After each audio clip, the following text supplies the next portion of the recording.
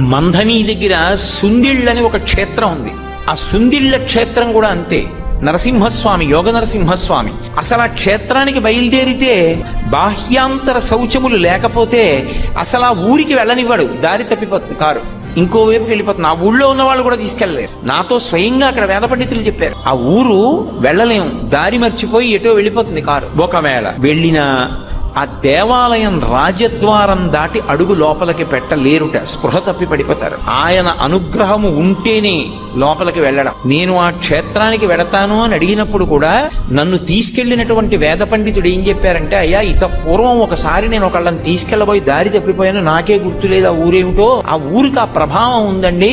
మిమ్మల్ని నరసింహస్వామి అనుగ్రహమించి దర్శనమివ్వాలనుకుంటే గుళ్ళోకి రానిస్తాడు, లేకపోతే రానివ్వడు. అర్చకుల్ని కూడా రానివ్వడు. అది విచిత్రం. అర్చకులు కూడా పడిపో